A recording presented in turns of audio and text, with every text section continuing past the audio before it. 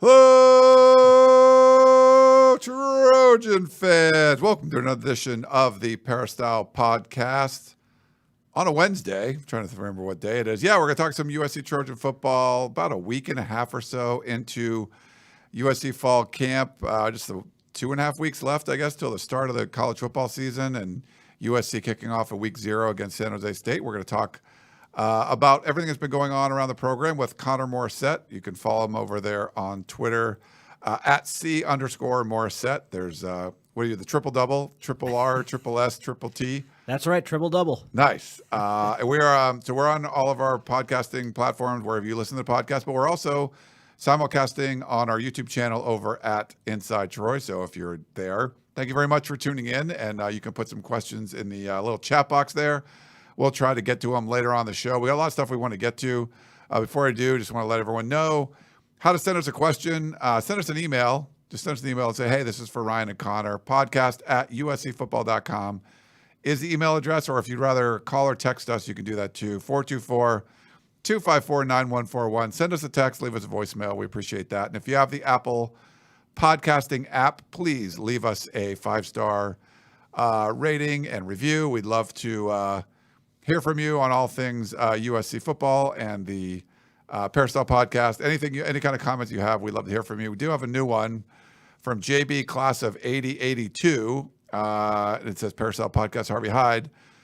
So talking about the 4x100 sprint teams, I think I brought this up to you, Connor, when I asked you guys when we were off there. So we had a question on the show on Monday. Who would be like the 4x100 sprint team for the USC football team? So JB, class of 8082, says Zachariah Branch, Brendan Rice, Garrison Madden, and Damani Jackson with backups Mario Williams and Taj Washington. What do you think? I don't know about Garrison Madden, but I don't know about, I'm sure Brendan Rice makes sense, but I just worry about those bigger receivers. He's a bigger dude, yeah. I think Damani's in there for sure. Yeah, Damani's in there for sure. Zach Branch in there for sure. Raleigh Brown, I think, would be another good guy. He's so fast. I could see him excelling. And then for that fourth spot, the running backs, you'd think a running back would make the cut, but those guys are a little beefy in terms of muscular. Yeah, like Quentin Joyner's a really fast one, right? Like I think I'd mentioned him. I don't know. Could see him. I'm trying to think of more defensive backs too. Christian Roland Wallace, I bet, is really fast. Dude, that guy, bigger. He would be in like a arm wrestling contest. If there's a 4x100 arm wrestling thing, then yes, he gets there. But no, thank you for the review. We appreciate that. It helps to grow the show. Also want to thank our sponsor over the years, Trader Joe's. Been awesome to us, and we're doing an event with Trader Joe's coming up. So I want to let everyone know if you are around, and I'm trying to find out exactly how this works, but there's an event called Salute to Troy. They had it going for a while, then it stopped like COVID, and they did one last year, but it was in the spring, but they're back. It's going to be on August 18th over at, Allison Felix Field, the track and field, where they would have a big barbecue. You can meet the players and the coaches speak and introduce their position groups, and then they have like the anniversary teams. So the 73 and the 98 teams, the 25 and 50-year reunions. I believe you have to call the Trojan Athletic Fund to get tickets, and they might only be doing it for donors at first. But what we wanted to do is that starts at like 5:36. We wanted to have a little event over at Trader Joe's at the University Village. So off the USC campus, probably starting like 3:30. So if you're going to be around for that, you want to come a little early, we'll have a bunch of the USC staff members there. USC practices in the morning, and we'll go over there to Trader Joe's. We're going to have snacks. We're going to have drinks. And we'll just sit and chat and talk about USC football. We did something there a couple years ago, and we did like a live show, I believe. We're not going to do any kind of show, but we just want to kind of talk with everybody. I think Clay Helton actually came over, and we interviewed him, and I think some of the staff members came over. We're working on getting some of the players. We don't know their schedule yet because they're going to be going into Salute to Troy, but working with the House of Victory people, trying to get some players to come over there. So it's going to be kind of a joint thing with Trader Joe's. The most important thing is everyone loves those Trader Joe's bags, and I should probably run in the other room. I think I have one. I could show you guys.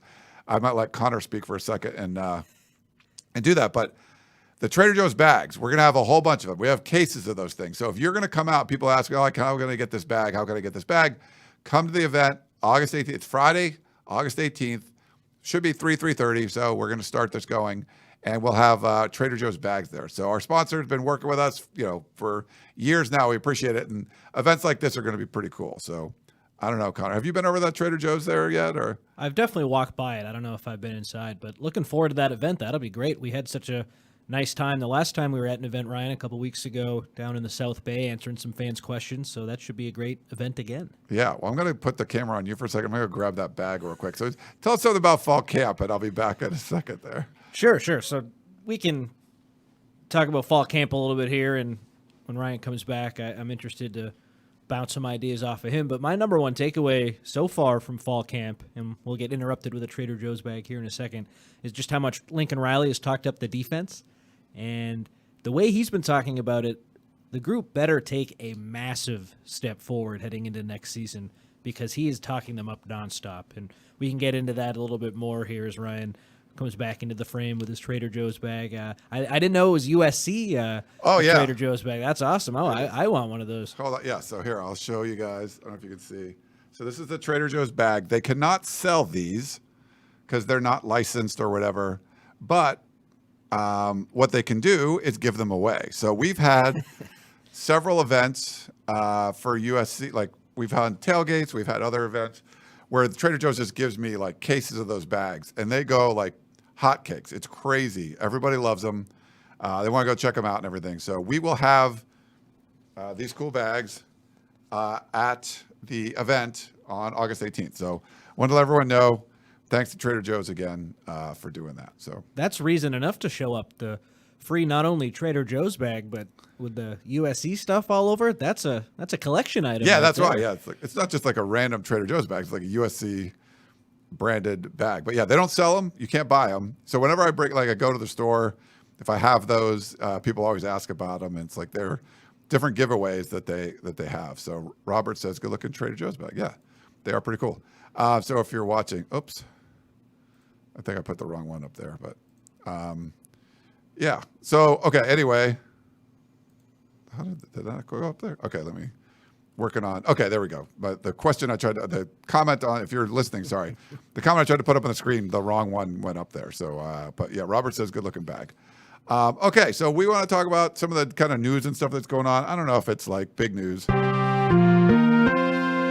USC comes in number 6 in the coaches poll, which I think is meaningless. I don't know, Connor, you don't know my personality yet. There's some I think you're getting around.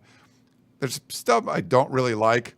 Coaches poll I'm not a big fan of, but I mean, the worst probably in college sports are like the preseason watch list. Like, oh, he's on the Maxwell watch list. And Marquise Lee was not on the Bolitnikoff Award watch list. And there was like 100 dudes on there, and he won. So watch lists I don't think really mean much to me.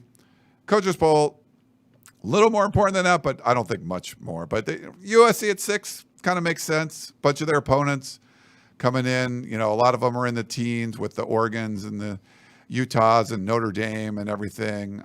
So I don't know. Any kind of thoughts on USC coming at number 6 in the coaches poll? I do think it's interesting that that's where the coaches have them, and it's a good group of coaches who do vote in that poll, because I think, remember last year with the whole Jordan Addison thing, there was a lot of animosity towards USC in the transfer portal, specifically from Pittsburgh. It's just interesting to see, okay, I think Lincoln Riley, what he was able to do last year, even though it didn't end the way USC fans wanted, I think that opened a lot of other coaches' eyes, and I think USC at 6 for a lot of coaches after the way the season ended a year ago to vote that way, I think that says a lot. I think Lincoln Riley really impressed some of his peers a year ago, and that leads to this number 6 ranking. And, of course, USC did so well in the transfer portal, so that has a lot to do with it too. But I think overall what Lincoln Riley did in year 1 at USC opened a lot of his peers' eyes, and here we are. They got him at number 6. Yeah, for sure. I was looking through the chat. Sorry, at the beginning, I didn't get to see some of the chat comments on if you're watching on YouTube.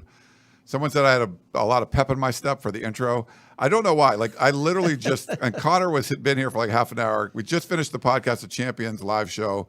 Started at 1 and didn't finish until 2:55 or whatever. It was like kind of crazy. So I've been going live for 2 hours and just roll right into this. So if I got pep, I think I had a little Diet Dr. Pepper. That probably helped.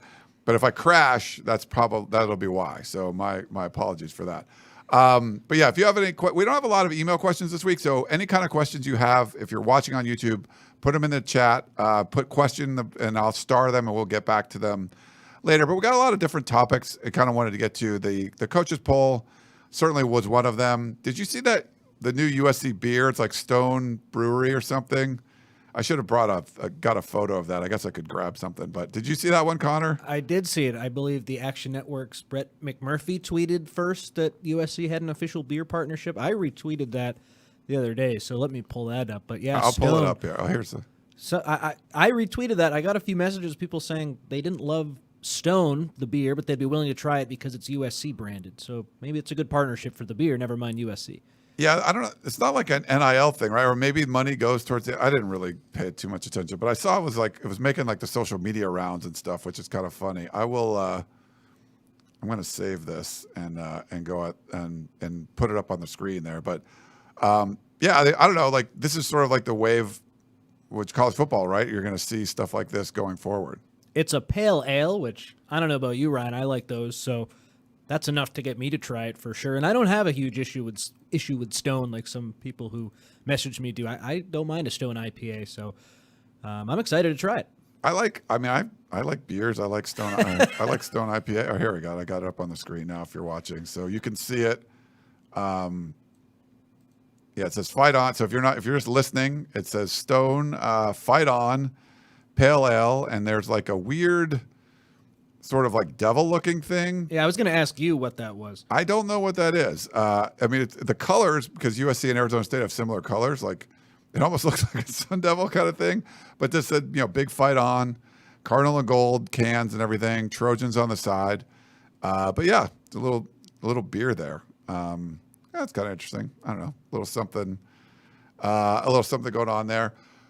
We had a little special guest at practice, and you had never got to meet Dan Weber before, but it was fun to get him out there and check it out. I should pull up. I pull up these photos before. I couldn't do anything before because it was so crazy, but it was cool to see Dan out there at practice. He hadn't been to a practice in 3 years, and sort of like he got to do instant analysis this week. Sorry, we didn't mean to take your your spot problem, there or whatever, but.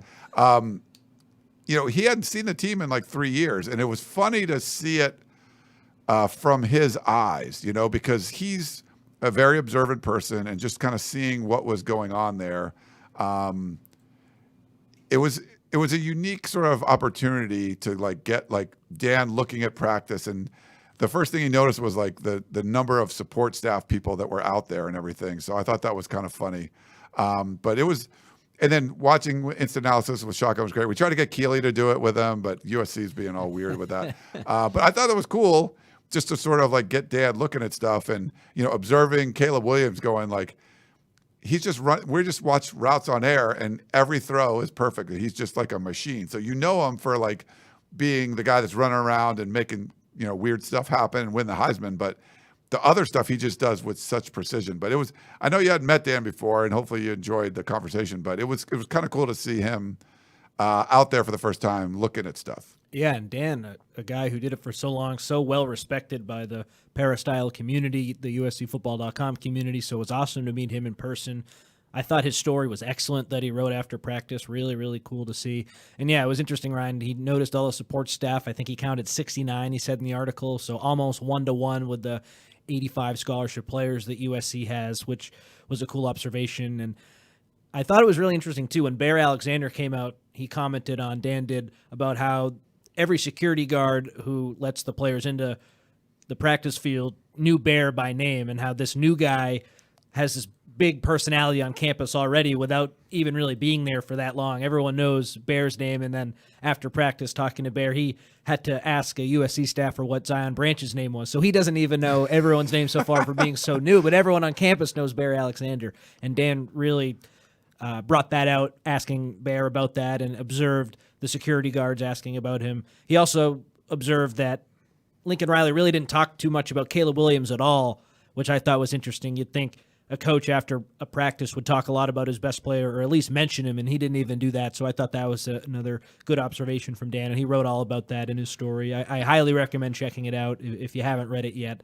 Really, really informative and interesting, and it's awesome to get Dan's perspective on things. I really enjoyed meeting him and reading the story. Yeah, it's over there at uscfootball.com if you want to check it out. And if you're watching on YouTube, I have the photo up on the screen. If you're listening on the podcast, I tweeted it out too on Tuesday night, if you want to go look at my Twitter at Inside Troy. But it's we got the new guy Connor there with me, Dan Weber. Always have those button-up blue shirts and a hat with a Rose Bowl logo on it that he sewed on himself, or his wife did. Keely in the middle, which is great to have her around again. Obviously, she's around because she's covering the team. Shotgun Spratling, who lives on the East Coast, and was on the West Coast happened the same time at Dan. RJ Beatty, and of course Chris Trevino down there. So it was cool to have the whole group sort of back together, and it was a lot of fun. So it's good to include you in that one too. So we had some fun times back in the day, Connor. Yeah, it certainly looked like it. I had actually left practice, and someone said, "Hey, they want you to go back in. We're taking a big photo." So I think there were a few photos taken before I even came back. So I took a selfie. No, I took a selfie of like the group, the reunion group, and then Katie was nice enough to take a picture of our whole group. So thanks to Katie Ryan over there at USC Sports Information. But so we didn't get to see the scrimmage, but they did have a scrimmage over the weekend, and I think, when Lincoln Riley wasn't really talking about Caleb Williams, part of the reason was the scrimmage was won by the defense, and specifically the defensive line. They were getting after it. We got to talk to a lot of the defensive players on Tuesday. We'll hear from the offensive players on Thursday. Today's Wednesday, so tomorrow morning we'll be back out there. But we were early Tuesday morning, 6 a.m. practice, 6:50 a.m. practice. But a lot of talk about the defense, Connor, and a lot of talk about how this. I'm curious what you think about this. I think Lincoln Riley is telling you what he's seeing, and he was saying it goes back and forth. Some days the offense wins, some the defense wins. But I feel he wants to make sure that people understand that this defense is better, and he's going to. If the defense has a good day, I feel like he wants to prop up the defense and say, like, look, I know you guys all think the defense sucks, but they've actually been pretty good, And so I don't know if that's strategic or whatever. Like sometimes in the spring we could get to see like tackling drills like right in front of us from where we were.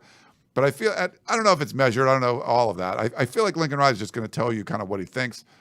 But it seemed like his honest opinion was this defense has been playing really well. And when we heard from, Josh Henson the other day, the offensive line coach, he wasn't happy. That day was the first full pads day, and he felt the defensive line beat the offensive line, and they worked harder. And then the scrimmage comes around, and we're hearing something similar. So I think part of it's just it's a much better defensive line and all that. But what was your take on what we heard about the scrimmage and what all the players and coaches said? Well, first of all, just to what you said about Lincoln Riley, everything he says with a purpose. So I think the fact that he is talking up the defense so much, it's absolutely right what you said. He wants people to know that the unit is going to be better.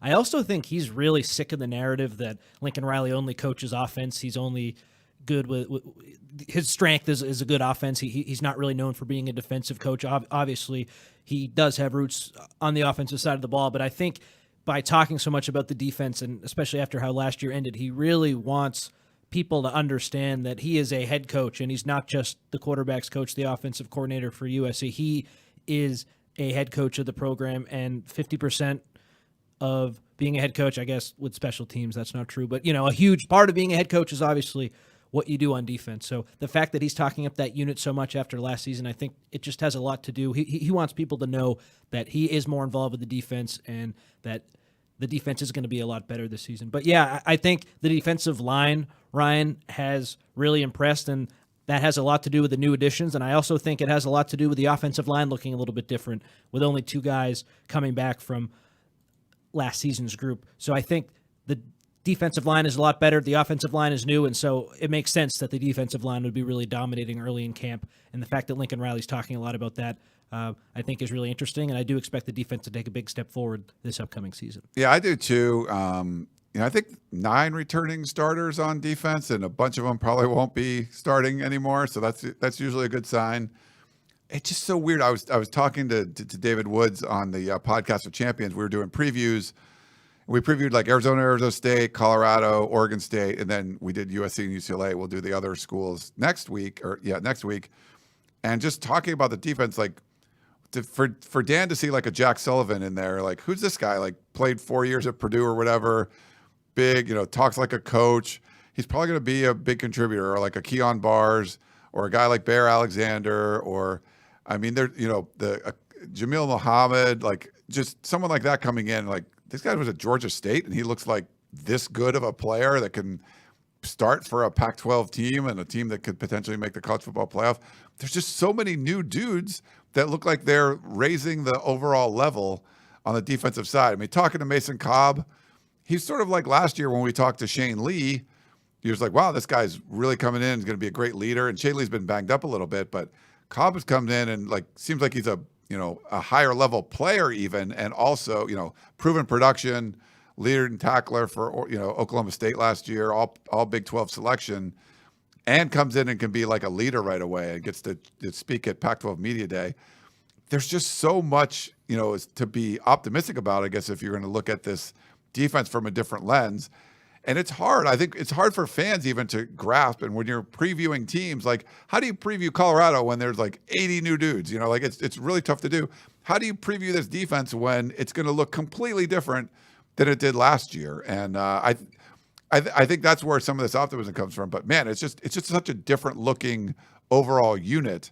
It's going to look a little different on offense too. But you got Caleb Williams back, and that's a big one. But on the defensive side, it just seems like there's a lot of potential stars that are going to be making big plays that weren't on the team last year and weren't contributing. One guy who was on the team last year but didn't play was Zion Branch, and Lincoln Riley talked all about how he was the player who impressed him most when USC had an inter-squad scrimmage. I believe it was Saturday night. Branch had a pick 6, and I think he either a forced fumble or a fumble recovery, one of those two. And he's a player, Ryan, that I look at as having really, really a lot of importance heading into this season, because I think the safety alongside Kalen Bullock last year really struggled, whether it was Bryson Shaw, Max Williams. I expect those two guys to jostle it out for that starting job early in the year, but I think Zion Branch is coming on really strong, and as USC gets into the tougher part of their schedule later in the year, I think he will ultimately end up starting if he stays healthy, and the fact that he's coming on is really, really huge for USC as well. So he's a guy who, of course, isn't new. He was there last year, but a season-ending knee injury happened before fall camp even started when he was at USC as a true freshman. He's looked at as a new addition now because he's healthy. Him coming on is huge. I had that second safety spot as the biggest question mark on the team heading into the fall camp period, and now the fact that Zion Branch is having such a good scrimmage and he's building momentum, as Lincoln Riley said, I think that's huge, and that is going to shore up one of the biggest weak points I thought that the defense had a year ago. No, I agree. And Robert had a comment in the chat. Defense has something to prove this season, more so than the offense. They are hungry to prove it on the field. And I think that's true. And it's funny, Dan Weber pointed out one of the interesting things that Lincoln Riley said about, or, talked to some of these new defensive players. And I think it was Mason Cobb who was talking about this, where they struggled on defense last year, and Lincoln Riley and Mason Cobb wasn't around, but he saw the Utah game and he was checking it out. And Lincoln Riley was like, "It's your fault because you should have been here. You weren't here." So it's kind of like putting it on there. But even you look at the new guys, do they have something to prove? Because they weren't part of this terrible defense that USC had last year. But I think they feel some responsibility, if that makes sense. Where they're taking this personally, and they want this defense to be better, if that makes any sense. Yeah, that makes a lot of sense. I think even though they're new, the talk around USC is the offense is great, the defense isn't. A lot of people nationally aren't familiar with all the transfer portal additions and the changes on defense that USC has made. So I think people look at them like, okay, Lincoln Riley, he's great with quarterbacks, he's great on offense, the offense will be good, but the defense, the same old story with him. Even when he was at Oklahoma and made the college football playoff, those teams would give up a lot of points in those college football playoff games. So I think that has a lot to do with it, Ryan, where these new guys, I don't know how much responsibility they take for last year, even though that was joked about, and maybe some of that is truthful, but those guys weren't there. I don't think that's really fair. But the reputation that the defense has now that these guys are on the team, they can certainly take account some of that reputation, and I think that's really frustrating for a lot of these guys because they weren't on the team last year, and they're excited for the season to start because they want to prove that the defense is a lot better than it was a year ago. A lot has changed. Yeah, I think that's a good point where it's, even if they weren't part of it, you don't want to be hearing, like, if everyone's talking about, oh, the offense, and you're sort of like an afterthought on the defense. And I think there's a sense of pride there. They're taking it in. And one of the other comments Lincoln Riley had, and Dan Weber mentioned this one as well, and I'll put the comment up here from Danny. So he was saying, Lincoln Riley was saying, there's like, looking at the depth chart, guys have to really fight for where they are now. And there's guys that were playing a lot last year that might not be getting the first team reps this time. So there's a sense of urgency. And next week is mock game week. So they're getting ready for the, pretending it's a week, a game week, and you want to have that competition at a really high level.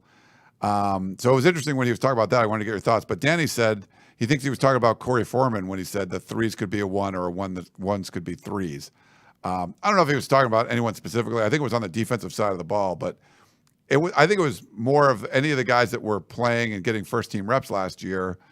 Doesn't mean you're going to get them this year because they brought in better dudes, and they could definitely take your spot. And speaking of Corey Foreman, I think it's really interesting. Anthony Lucas, a guy who a lot of people thought was going to be a defensive end, pretty much that was the only spot people thought he was going to play. He's been taking a lot of reps at rush end, as has Jamil Muhammad, and the coaching staff has talked a lot about how Anthony Lucas is versatile and still might play defensive end. But if he is at rush end when the season rolls around, there's an opening at that defensive end spot. And Corey Foreman is competing. Solomon Tuliapupu is competing. Jack Sullivan, he might bounce from that interior defensive line spot to the defensive end spot. If Anthony Lucas is a rush end and he plays the majority of the snaps early in the season at that rush end spot, that leaves an opening for the defensive end position.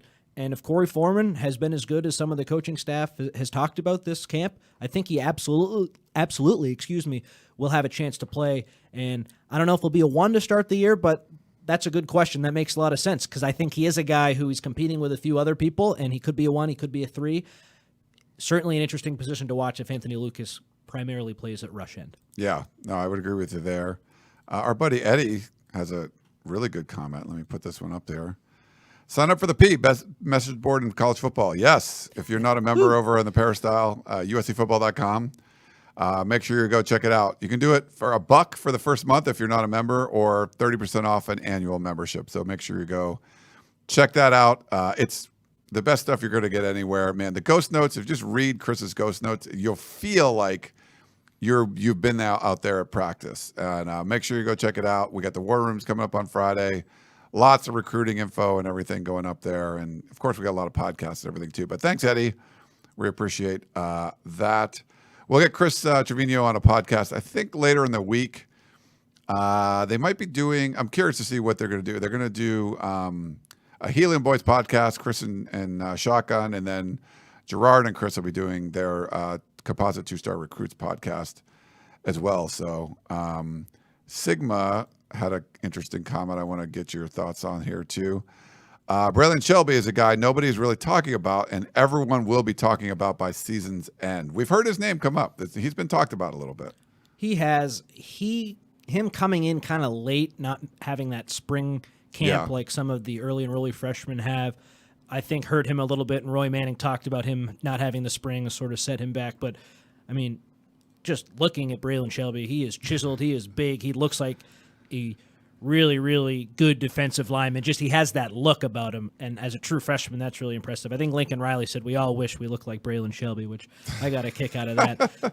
The interesting part of that position group is, Ryan, I don't know if you agree with me, but I think that rush end spot is the deepest on the team defensively. I mean, if Anthony Lucas is playing there, you have him, Jamil Muhammad, Solomon Byrd, Romello Height, who's a little banged up right now, but when he comes back, those are all guys who have been in college for at least 2 years, and some of those guys a lot more. So a lot of veterans. And then Sam Green, who wasn't early enrollee, I still have him in front of Braylon Shelby right now because he made such an impression in the spring. So I agree that the hype around Braylon Shelby, it's real, and I think he is going to be a good player in the future. He just has a logjam ahead of him at that rush end spot. I don't expect him to play a ton of meaningful snaps early in his career. If injuries happen and maybe as the weeks go on, he gets more comfortable with the defense and he is able to make more of an impression, I could see him slotting in later in the year, but early on he has a little bit of a ways to go before he sees meaningful snaps, in my opinion. It's really deep, and Romello Height and Lincoln Riley talked about him, like, they expected him to start last year and then he's out, and he's been banged up a little bit, but that guy can play, and they expect him to be a big contributor. I forgot Solomon Bird's name came up a couple times Tuesday morning. People had brought him up too. Like there's dudes at that spot, and they should be able to get after the quarterback there. I don't know. You might see more than one of them on the field at a time. We'll have to kind of wait and see, depending on the down and distance and all that. But yeah, I think you're right. It's a really deep group there, and did you expect like Jamil Muhammad to come in and like get all these first team reps like in the spring? Like no. Like, oh, the Georgia State guy. Like, okay, he's like a depth guy. Nope, he's gonna probably start. And then a bunch of other guys that can start too. So pretty impressive. There's a question from Logan, or a comment from Logan. I thought Lucas was the next Leonard Williams. Now I think like he's like the next Willie McGinnis. And I'm sorry, I probably put the wrong one up there. There also was a comment about his weight being down, because Jack Sullivan said that he was talking about Anthony Lucas, and he came in at 290 and is like playing at 250 now. So I think it was said 250 if I'm not mistaken. So I thought that was kind of interesting too. He's definitely lost some weight since he got to USC, at least according to Jack Sullivan. He has lost some weight. I don't know if he did come in at 290, because in the spring, Chris did a really good job of asking him, how much did you weigh when you came in here? And it was 275, I think he said. And Anthony Lucas talked about how that was the heaviest he'd ever been. So I know he was listed at either 290 or 295, and he might still be listed at that weight on the USC roster, but he's way down from there. I don't know if he ever was at that weight. And I think he has lost about 20 pounds. He seemed to indicate in the spring that he was not that big prior to his arrival. But it looks like I mean, we don't see a ton of practice, but it looks like he's with that rush end group, even though he is going to bounce around. Yeah. I wouldn't be surprised if he's your starting rush end in the first game against San Jose. Yeah, it could be. Yeah, Eddie pointed out that 18K spoke to Lucas, and that's what he said too. So, but that's interesting. Yeah, I don't know where Sullivan got that, but who knows? I mean, it's maybe just looking at the roster. I don't blame him. It says it right there on the roster. Yeah, so that's probably why. It's like, oh, he came in. We've had this come up. Hold on, let me put this up here. From God, the right ones aren't popping up for me for some reason. Let me. Sorry. I'm having a little issue with the putting up the comments, like they're putting up the wrong ones for some reason. But Brad says, no highlights of fall scrimmage. No, we weren't allowed to watch. Not even. And if we were allowed to watch, which we weren't, we'd definitely not be allowed to film. So, sorry. If USC wanted to put out highlights, they could have. But they did not. And we were not able to watch it. So it's basically just talking to players and coaches about like what happened during that scrimmage. So, yeah. Usually the social media department will put out at least like one cool highlight play that doesn't give a ton of information about, formations and who's on the field and stuff. But we didn't even see a highlight reel play. It's tough you don't want to have like a turnover or something, you don't want to have the defense making a play because it might make the offense look bad, but someone just running into the end zone on offense, you'd maybe get something like that. Or a Zion Branch, if he had the pick six, you get the tail end of that. But yeah, nothing, pretty radio silent over there for that first scrimmage. Yeah. And to be fair too, like, we mentioned Keely, you're there. She's kind of a one-person band out there, one-woman band right now. Because her interns and stuff, the people that work for her that help her film, they're not in school yet. So I think they're starting to arrive now. So maybe you'll get more of that coverage. Remember, they've started early because of the week 0 game. And so there's less people from USC as far as like the social media stuff. Like a lot of those people are students that were interning and everything, and they just weren't on campus yet. So I think they're starting to get on campus now. So you might see a little bit more of that. They're going to have another scrimmage this weekend, I believe Saturday. Did he say? Do you remember what he said? I think he said one more Saturday, like another. I forget when, but another one, and then he said mock game week, which upset Dan Weber. He didn't like how. Lincoln Oh my Riley God, yeah. So this was before your time. That was a Clay Heltonism mock game week. So yes, he didn't like hearing that. He's okay. He's giving Lincoln Riley a pass. He kind of said there was a separation. It was like mock game, and then said the word week later. But he really said mock game week, which that's a thing around here. And I think there's a negative connotation to it just because of the Clay Helton stuff. But as long as he doesn't say stuff like situational mastery, I think we would be okay. J-Law keeps putting this in there. No prisoners. He put no prisoners, third and fourth quarter. Yeah, I think if USC is going to be good, if USC is going to make a run at the college football playoff, and they were really close last year, you got to finish the game strong. And down the stretch, they did not finish the games strong. You got to finish the third and fourth quarter, play well, get stops, score points, all of that. So he's putting that in chat, or he or she is putting that in chat a lot. But you're right. You got to win. You got to win that end of the game, and that's just something USC hasn't done. With the improved depth on defense, seems like it should be a little bit easier to do that. We'll see, but I think that's an important aspect for this season. Yeah, that's the name of the game, the depth, Ryan. Dante Williams has said if 4 or 5 cornerbacks practice well, that's who will play. On the defensive line, if you just break it down, there's going to be so much rotation with those guys, because even though I know Stanley Taufu and Tyrone Taleni weren't really up to the standard that USC fans wanted a year ago, but those guys aren't going to be asked to do as much. And now filling in the depth role, I think they're going to do that perfectly. Those guys have been in college a long time. They're all up in their 20s. They're college football players. They're not guys right out of high school. They've been doing this for a while. Asking them to be a depth piece, I think, is important. We've talked about the rush end, the defensive end, even at the linebacker spot. Tackett Curtis is coming on so strong in fall camp. He's going to be a depth piece for that linebacking core. They have so many more guys who are capable of playing at the level that USC wants. And Lincoln Riley's talked about that as well. There's so many more position battles, and that is going to be huge, especially early in the year when hopefully USC, as far as their fans are concerned, are beating up on some of these teams that aren't as good. You can get those depth pieces some more run and really see what you have in the second halves of games. You mentioned Tackett Curtis. I put a picture of him up on the screen, number 25 there, if you're watching on YouTube. His name came up a bunch this week, right? When people were asking. I was asking. Chris said, hey, Connor, here's a story idea. And I said, that's a great idea. Ask everyone who you can who's been the breakout player of camp so far.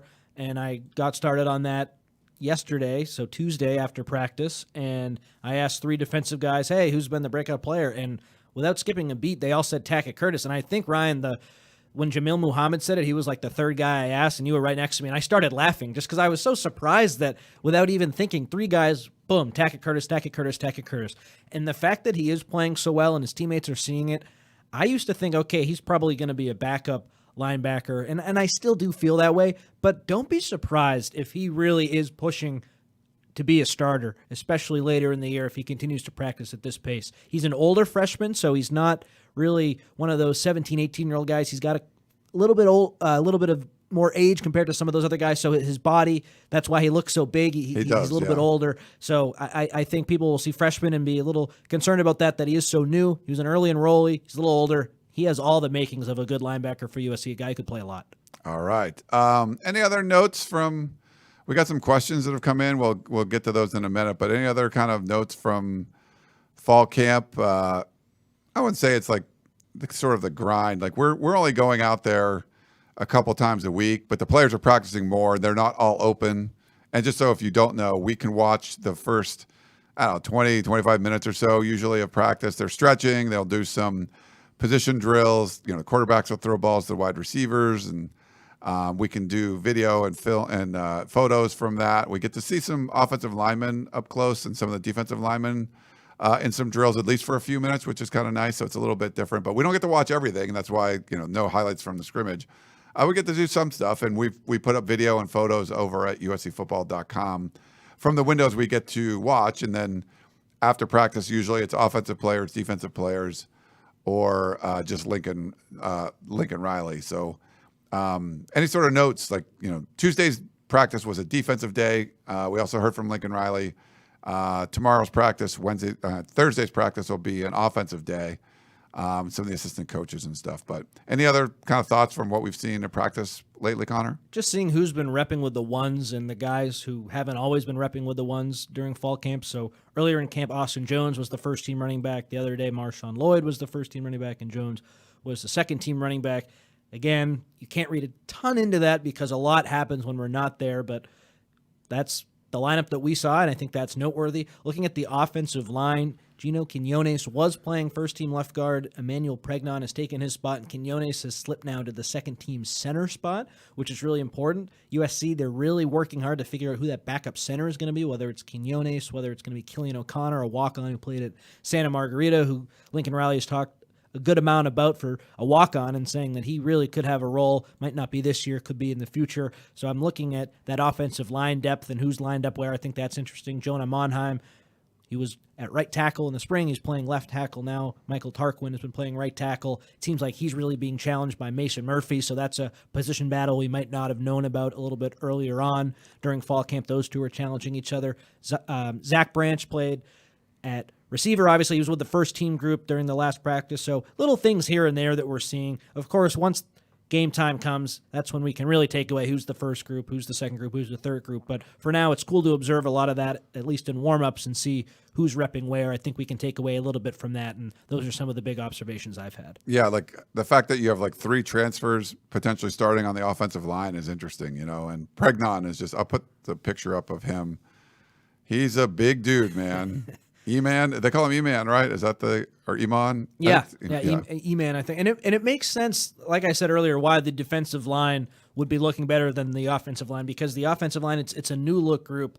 I think the ceiling for this offensive line, though, is very high with Dedich, a 6-year guy who's going to play center now. Jonah Monheim, your best offensive lineman at left tackle, is an impressive guy. He'll maybe even be a first-round pick coming up after this season. Definitely an NFL draft guy. Pregnon is another really, really high-profile, next-level prospect who is still taking some time to gel. We see him working with Josh Henson after practice a little bit, the line coach. But he came in to play. He came in to fill that guard spot on the left side. So he's going to be playing there a lot, I think. And it's just cool to see Gino Quinones is challenging him, and Mason Murphy is challenging Michael Tarquin. But I think the ceiling of this offensive line is really, really high. It's just going to take a little bit of time for them to gel.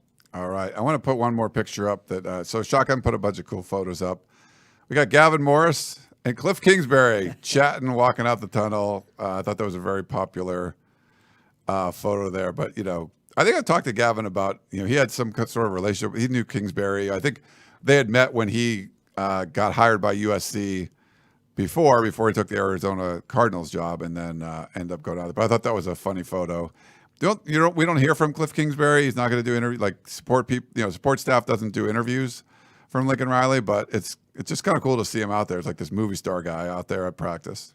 It is really cool, and him working with Caleb Williams, with Lincoln Riley's track record and Cliff Kingsbury's track record, and Caleb Williams winning the Heisman last year, you just start to think, okay, they could be getting into some concepts that might change football. I mean, that might sound crazy, but you know what I mean? That brain trust, that kind of brain power in the quarterback room, and that kind of ability with Caleb Williams, you pair that with Cliff Kingsbury's really good looks, and I know when he walks out, you're just kind of, oh, who's that? You know what I mean? Yeah.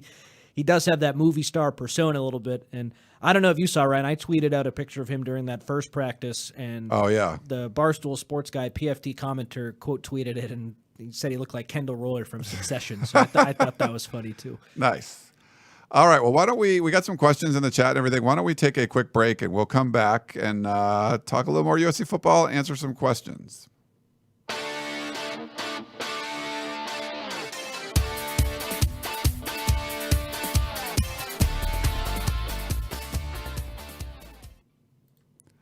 All right, we're back here on the Peristyle Podcast. If you're watching on YouTube, it wasn't much of a break. This is our break for the podcast listeners. This is, I know it says Tunnel Vision. If you're watching on YouTube, this is really the Peristyle Podcast, but we're, doing a simulcast and showing the video of it and trying to give you some video aspects to watch over on our YouTube channel. But we will have our regular Tunnel Vision show, which is mainly a video, and then we'll, put it out as a podcast as well. But that show we're going to do again, looks like Thursday nights and Sunday nights. We'll have We got a bunch of USCFootball.com staffers now to kind of cycle through. So we're figuring out the schedule of how we're going to do all that, but we will have preview shows during the season on Thursday night and then recaps on Sunday night. So hopefully you guys can join us live. Those shows have always been really popular, and Connor, I know you're excited to jump in there and be a part of it. We haven't done like a tunnel vision show with you. We've done the podcast, right? Like, I think we did one because someone said you didn't do the Hello Trojan fan. Sure, yes, we did do one. Yeah, okay. So we did one, and then I did one, like a one-on-one with Cody Romness, former USC wide receiver. So, all right, let's go through some of these questions. First up, we got Alex, who says, is Dorian looking like a true number one? Based on what we've seen, the only thing I can comment on is that he's consistently with that top group. So he has the opportunity to be a one.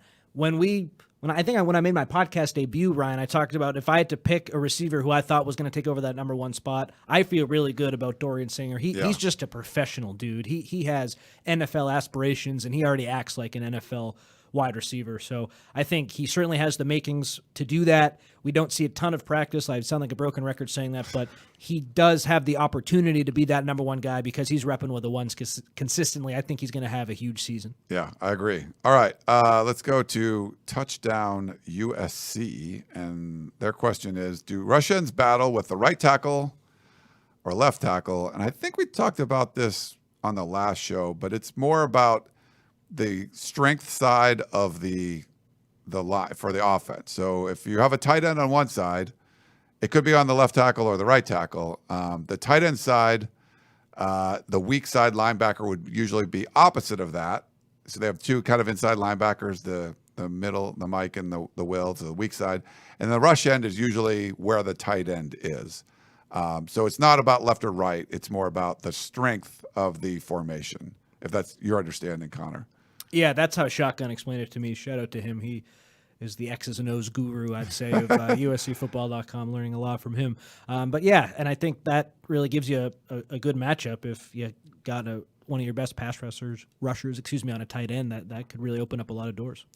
Yeah, so, and, obviously some of that stuff changes, but that's typically where you're lining those guys up. It's more about strength of the formation than anything else. Alex is Caleb Williams completely healthy. Seems like it, right?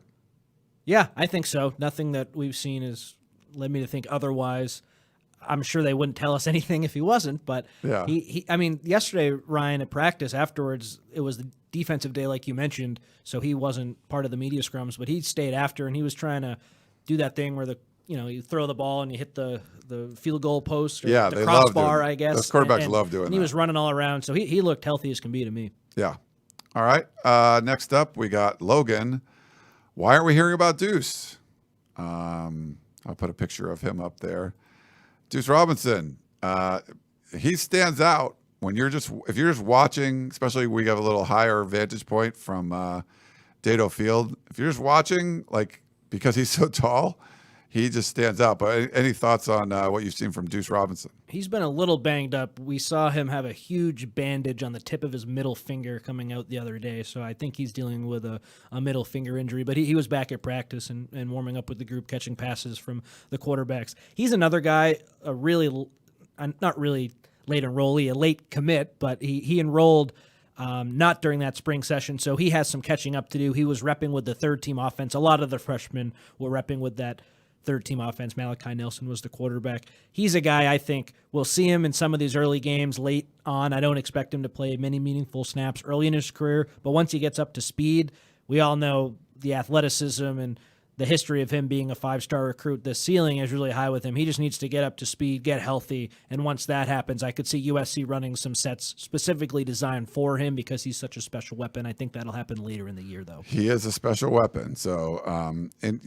you love all the freshmen. It's like they have really good wide receivers, and then you bring in three freshmen that, like Jacoby, Lane, Jacoby Lane's been the star of the show for the freshman receiver so far. Yeah. He's the guy who's been brought up the most, and we've talked about this on the show before. He was the lowest rated recruit out of that group. Yeah. So that doesn't really mean much in the grand scheme of things, but you'd think those high-level, high prospects would be the guys talked about more, but so far it's been Jacoby Lane. I think Zach Branch, everyone talks about him because he's really True. good. He gets one-handed catches and stuff all the time. And he was repping with the ones, which is important too. Yeah. Sager, more of a comment, he says, but it would be fun to have Colin Cowherd on here before the first game of the season. Love his insight and love for USC football. He's in our intro, I think, if I remember correctly. And we've had him on a number of times. It'd be great to have him on again. I think he's someone that, I chat with him about USC football fairly often. So, but he loves coming on. It just depends on his schedule and stuff. But that's a good idea. I'll try to get him to come on and see what he has to say. But it's he's good. I mean, he knows. It's funny. I remember Connor. So I don't know why he just has always been like a USC fan, and that's how we just met. Like it was more like he followed me on Twitter when he was at ESPN, and when he was moving out here, I think he came out once and we had like beers or something. And he liked the South Bay, so he ends up moving to South Bay, and we would like hang out or whatever when he got here. And sometimes we'd go to practice. I'd go pick him up, and we'd come to practice. And he would meet, he would talk to the guys, and there'd be like the backup fullback or something. And they would introduce himself and Colin would be like, "Oh no, I know you did this, and they were like baffled that he knew about them. And some of the USC fans, if you have like a talking head like that, I mean, that's basically what he does, right, on TV. A lot of times, half the people hate him and half the people like him, and they didn't realize he's like a USC super fan. Like he really loves the team and knows all the dudes and follows recruiting. Has called me like on Christmas Eve to talk about some defensive linemen that they might get. Like he's a diehard USC football fan. I think a lot of the USC fans on our board that just like hate him because of some opinion he had about their team don't like it. I'm like, I don't know what you say, but he's one of you. He's like literally. He does his job covering national sports and NFL and NBA and all that stuff, but he's a huge USC fan, which is kind of funny. I'd love to be on the show when we get him. So if I know it's tough, I'm the low man on the totem pole right now. But he's sitting right here. I'm hopefully sitting right here. We could do it. Yeah. Let's see. Oh, that was okay. So I'm sorry, that was the same one. Let me pull this one up. Where's Fegans playing, and has he participated in fall camp? He has participated in warm-ups. He is dealing with a nick, as Lincoln Riley called it, and hasn't put his pads on based on what I've seen. He's been working off to the side a little bit based on the media viewing portion. He's listed as a corner. He's also listed as a freshman, so I didn't know. Was last year, Ryan, a year where you could take a COVID waiver? I don't think so. Yeah, that's weird. It's interesting. I was just looking at the roster. It's interesting because he was at Alabama last year. He did a redshirt, didn't play a snap. I thought he would be listed as a redshirt freshman. He's listed as just a freshman, but we haven't really seen much from him. He's listed as a cornerback. I imagine when he does get healthy and start to play, we'll see him at corner, but the staff loves versatility, so maybe he could play some safety. Maybe he could play a little bit of nickel. We'll see, but I think to start, he'll be a corner. All right, let's go to Touchdown USC. Will Arizona State and West Virginia be a caged pay-per-view match? And will ASU President Michael Crow eat crow? And if you don't know what this is referring to, didn't he apologize today? I didn't see that. Yeah, he apologized. He did. Oh, so he made the comment that they would never go to Morgantown to play a game. So insinuating that they're going to stay in the Pac-12 and not join the Big 10 or Big 12, and of course they have. So I guess no cage match, but. And then he kind of added gasoline to the fire, I think, by saying, "Well, I'm never like when they did join." He said, "I'm never going to travel there. I'll send my deputy AD." But I think today I saw he reached out to the West Virginia athletic director, apologized, and I think it's good. But, man, ASU hasn't exactly covered itself in glory these past few weeks. No, Michael Crow's an idiot. Like he's really done. Like a lot of the presidents screwed up, and Connor was listening when we were talking about the demise of the Pac-12 in the other room, and the presidents being a huge part of that. But Michael Crow would be up there with. I mean, he's really the guy that enabled Larry Scott. Like, he was the big champion of Larry Scott, and he's one of those dudes that has a big ego. I think he hates that the Arizona president, Robert Robbins, or whatever it is, was basically driving the bus, and he was sort of like a sidecar guy. He was just along for the ride, and would back the wrong horse forever, And one of those dudes that he was a Larry Scott supporter, and so he would support him to the death, even when he was screwing up, and he hurt the conference. I mean, he's as big of a reason for the conference failing as anybody, and ASU sort of failed up, and they get to go to the Big 12 now. So, Yeah, that's how I see it too. And even it sounded like until the bitter end, he didn't want to leave the Pac-12, didn't want to leave a sinking ship. But it sounded like the Arizona schools wanted to stay together, and eventually someone talked him into, okay, hey, you got to join the Big 12. You might not have another option. Yeah, I think he was the one that said that they were going to always stay together. I don't know if I believe that. I mean, I think Arizona was going to go, and if ASU was going to stay, that was my scenario that I tweeted out. Like, I think Arizona leaves and everyone else stays, but the Pac-12 screwed up the deal so much that it wasn't going to be able to happen that way. Adrian, Ryan, will there be a Peristyle tailgate for the opening game against San Jose State? We're not going to have like our own tailgate. It was a lot of work. It's hard for us to do a tailgate, but we have been working with House of Victory, so we might be able to do something with them. They're having their own, so you can go check that out. We'll see. We might try to do something else, but I'll let you know. But it's tough to like host a tailgate and then, we have to leave really early to get in there and go to the stadium. But we might stop by like that House of Victory one or something, or we'll do something, but probably won't be our own kind of tailgate thing. Oscar says, let's see, his is now that Oregon and Washington are joining the Big Ten, will the schedules change for 2024 2025? And yes, they will. Yeah, I think I had the old ones. I had some graphics up, but I deleted them. Yeah, that you basically rip all that up. The Flex Protect Plus, whatever the heck that was, which I kind of liked it. Like I sort of liked there was some schools have multiple protected rivals and one school didn't have any. Most schools had one. My guess is if you keep that same sort of format, USC would have UCLA as their protected rival, but also Oregon and Washington. So you have the four West Coast schools play each other every year, at least for the foreseeable future. It's probably going to be changing soon anyway, but you'll probably play those because you don't want to have travel as much. It essentially gives USC one less cross time zone, multiple time zone trip off of the schedule. So instead of going back for like Michigan State, Minnesota, Indiana, and Rutgers, maybe you eliminate Rutgers and you're going to Oregon instead or Washington instead. So it will help with one less trip every year. And USC has that extra one every other year because of Notre Dame anyway. So I think that's probably what they're going to do. I don't know what you think, Connor, but that's my guess of what happens. Yeah, I'm not sure. I think they'll definitely keep UCLA, obviously, as their protected rival. I'm interested to see if they'll keep or if they'll have Oregon and Washington be a USC protected rival as well, because then that would kind of limit who you could play every season in terms of other Big Ten teams. I wonder if they'll just have Oregon and Washington be a protected rival, USC, UCLA be a protected rival, and then try to cycle out the rest of the teams like they were already doing. But that's a scheduling headache that I'm glad I do not have to solve. Yeah, and I think the big problem is all the Olympic sports, because now that's like, what a mess that is. It was taking a long time to figure out just adding USC and UCLA. Now it's like going to be insane. And maybe this, because there's so much insanity with 4 more schools going to the Big 12, with 2 more schools going to the Big 10, maybe the smart thing to do is just keep the Olympic sports in a regional thing. There are already some sports that have their own sort of conference, like water polo, like beach volleyball. Why can't USC baseball just play West Coast teams instead of playing all the Big 10 schools? Like, let football do it. But do you need the Olympic sports to do it? That's the smart thing. It seems like the smart thing to do, so it probably won't happen. I don't know. What do you think?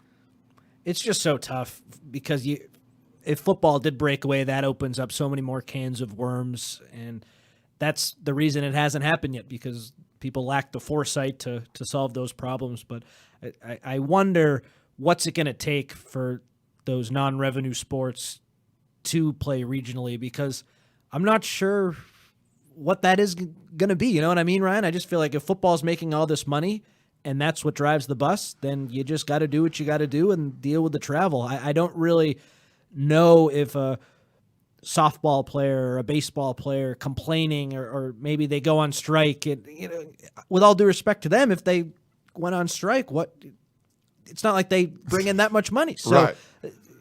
What would change? You know what I mean? I don't really know what the solution is. As long as people are so happy with what's going on with football, and I mean, not happy, but financially happy with what's going on with football, I don't really know what can change, because those other sports don't really have a leg to stand on. Yeah. All right, we got a couple more, and we'll let you guys go. Jose, does Rajon Davis have a chance to play significant role this year? And if he doesn't, do you believe he transfers or redshirts? I think if he is not playing consistently, he will redshirt, based on what I've heard. Okay. He faces an uphill battle for playing time, certainly, but the coaching staff has talked him up a lot, and there is a world where he does play a role. But I just look right now, based on what Tackett Curtis is doing, and Shane Lee, how much he played a year ago, I just see 4 guys pretty firmly in front of him right now. Maybe he can jump Lee, but I don't see him jumping Mason Cobb, Eric Gentry, or Tackett Curtis. So that's how I see it. Could that change? Absolutely. But I think he faces an uphill battle, and I think if he isn't playing a ton earlier in the season, don't rule out a red shirt. All right. Let's go to Ducky Bent. It was good seeing Dan Weber. Any chance he could come back as a special guest on an upcoming podcast? And I think that's something we could do. Dan moved back to Cincinnati, where his family's from. There's some health stuff with his family going on, and just sort of wanted to step away. There was a lot going on here 2020 with the COVID stuff, and it was just really hard to cover the team, and it was just kind of the right time for him to sort of move back. And he's done some columns for us, but I think he's he's a guy that writes with a lot of passion, and just I think some of that was lost a little bit, just the way USC just was treating it. Just they weren't acting like USC, and now that they're good again, I feel like he's getting some good insight and just feels like he wants to do a little bit more. So we welcome it. He'll be definitely doing more regular columns for us, and we can have him on shows and stuff too. So that should be fun. And one last one, Steven, pull this up here. Thoughts about how desperate Cal and Stanford are to join Duke, North Carolina, and others in the ACC. I still think it would be poetic justice to see them end up in the lowly Mountain West. I listened to the Sports Business podcast earlier today. I forget that one guy's from the New York Post. Andrew Marchand and John Oran. Yeah, Marchand and Oran, and the other guy's Sports Business Journal. And he talked about sort of like the hubris, like it's the egos of the Pac-12 presidents, and really going into the negotiations. ESPN, Amazon, and Fox had come together before the Big 12 had their TV deal and had a deal for the Pac-12. And they could have made more money than what the Big 12 is making right now. And their mind, they were just so full of themselves and so pompous about it and had so much ego. And they thought that they were should get paid like the SEC or the Big 10. And it's crazy to think that. And that's why those guys reported, if you remember 7-8 months ago, they were reporting that the Pac-12 and the networks are hundreds of millions of dollars off, literally hundreds of millions of dollars. Because the Pac-12 had this, grandiose idea that they were this amazing entity, and they did not read the room, and they couldn't self-evaluate enough. And so this is why a lot of it is on the presidents. And Cal and Stanford along the way didn't want to expand, and some of the other presidents were like, we don't want to associate with those schools. We don't want to do this. We don't want to do that. That's just sort of what their mindset was. And now you're out in the cold. So I think they're going to have to change the mindset a little bit. But yeah, I guess it would be poetic justice if up in the Mountain West. But I don't know. Any thoughts on that, Connor? Just to your point, it was an epic market misread by the presidents, and what they thought, I don't know how much arrogance it was. It certainly was, but I think it was mostly ignorance. And they thought they see the Big Ten deal, $1 billion per year. They see the SEC deal, which is a little bit less than that, but they could read the room. The money's coming. They're making hundreds of $1 million a year, a massive deal with the SEC too. They saw those two deals and said, okay, those are two major conferences. They're getting all this money. We're going to get all that money too because we're also a major conference. So they just thought these conferences are making all this dough, we're going to too. And they didn't realize how little value they have to some of these TV partners, especially when the TV partners, we see a lot of them are cutting costs, and ESPN had those massive layoffs. So it was a couple of factors for sure, but I think the epic market misread that they had where they're seeing these other conference signed big deals, they thought that would lead to a big deal for them, and they were sadly mistaken. Yeah, so they could have had that deal, and if they take that deal, there's really not much left for the Big 12, and you're probably not only surviving, but you're probably thriving because the Big 12 would have the crappy TV deal, and maybe they lose some, some programs. But the Big 12 saw the Pac-12 ask for the moon, and then Fox and ESPN and Amazon got out, and Fox and ESPN are like, nope. And then the Big 12's like, hey, we'll take that deal, and then they did, and they got the inventory they needed. And you got these huge deals coming for the NFL and the NBA, and there just wasn't that much money left. And like you mentioned, the layoffs and everything, it wasn't the right time to make some kind of like power move like that or try to make some power move. It just really screwed them and allowed your competitor to jump in and take the deal you had and now take your schools and kill you. Yeah, and as for Cal and Stanford joining the ACC, I mean, these West Coast schools joining the Big Ten, that travel is a nightmare. But, I mean, just look at the ACC schools. It's the Atlantic Coast Conference, and you're on the Pacific Coast. It doesn't make any sense. Florida State, North Carolina State, Boston College, Syracuse, which isn't even on the coast, but that's way far east. Clemson, Virginia Tech. What a nightmare travel logistical situation that's going to be for these schools. I know they'll make some money out of it. They'll be in that late window with the schools coming to them. And the Stanford coach today said, it's just a 5-6 hour flight. A long time ago, people traveled in wagons to get across the country, and those trips probably changed their lives for forever. We're not doing anything like that. I just don't know how that makes any sense, especially for a school like Stanford that's kind of, prides itself on doing the right thing and being, kind of above everyone else. I don't know if joining the ACC makes a bunch of sense for them, but if that gives them the most money, I guess that's really all that matters right now. So maybe it does. I don't know though. That would kind of upset me. I think that would be the straw that broke the camel's back. Those two schools joining the ACC, that makes no sense. Yeah, a lot of stuff doesn't make any sense. I mean, the Midwestern, Big Ten, like you got central time zone things, and there's some Eastern.